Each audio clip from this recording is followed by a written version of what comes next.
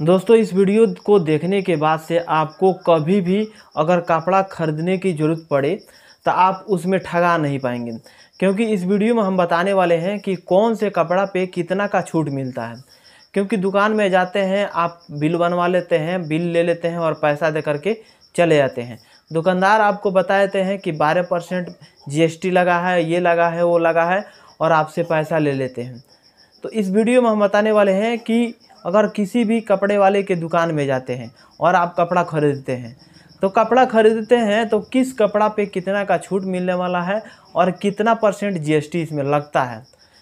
Video last तक देखिएगा, तभी जाकर के आपको समझ में आएगा। वीडियो में आगे बढ़ने से पहले आप लोग से छोटा सा रिक्वेस्ट है कि अभी तक मेरे चैनल को सब्सक्राइब नहीं किए तो सब्सक्राइब कर लीजिएगा, बेल आइकन को प्रेस कर लीजिएगा, ताकि पहले इस वीडियो में आप समझ लीजिए जिस प्रकार से कपड़ा का दाम रहता है उस प्रकार से उस पर GST लिया जाता है।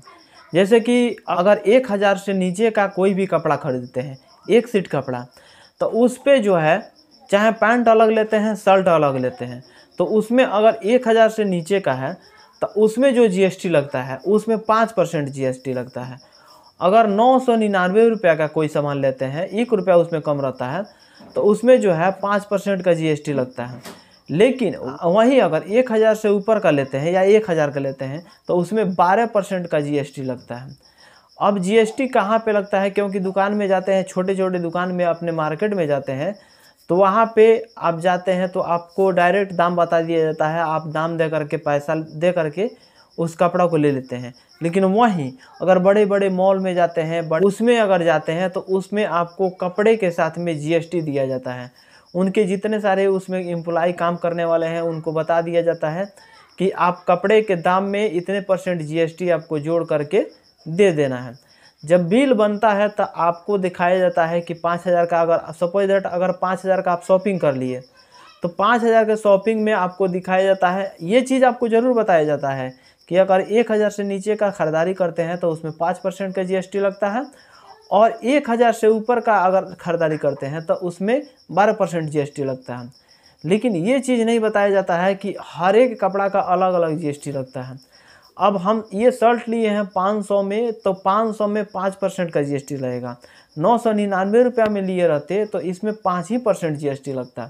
लेकिन वहीं इस शर्ट को अगर 1000 से ज़्यादा का ये शर्ट रहता तो उसमें 12% हमको GST जोड़ करके देना रहता। अब सपोज दैट आप बड़े मॉल में गए, बड़े मॉल में जाने के बाद से सभी कपड़ा ले लिए, लेने के बाद से जो बिल बनाने वाले रहते हैं वो क्या करते हैं, टोटल जोड़ लेते हैं कितना होता है और उसमें 12% GST जोड़ करके आपको दे देते हैं।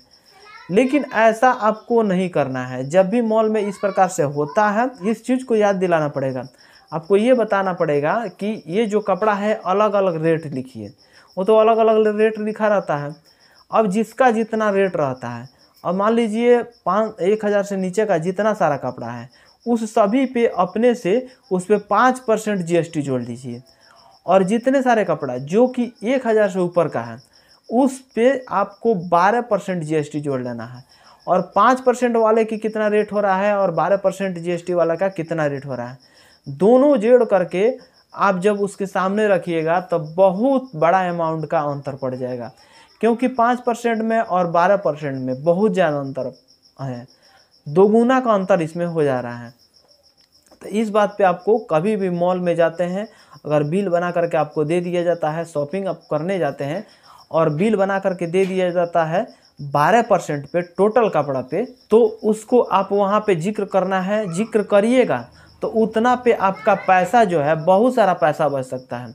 जहाँ पे 1000 रुपया अगर बच रहा है वहाँ पे इस चीज़ को जिक्र करना एकदम अनिवार्य है। और वहाँ पे दिखाना है कि जो 1000 से नीचे का है उस पर आप 5% का GST लगाइए, और जो 1000 से ऊपर का है उस पर आप 12% का GST लगाइए, और तब जा कर के हिसाब बना करके हमको बिल बना करके दीजिए। ऐसे इन्फॉर्मेटिव वीडियो पाने के लिए चैनल को सब्सक्राइब करके रखिएगा, बेल आइकन को प्रेस कर लीजिएगा, दोस्तों के पास शेयर कर दीजिएगा। मिलेंगे नेक्स्ट वीडियो में। आज के लिए बस इतना ही। जय हिंद।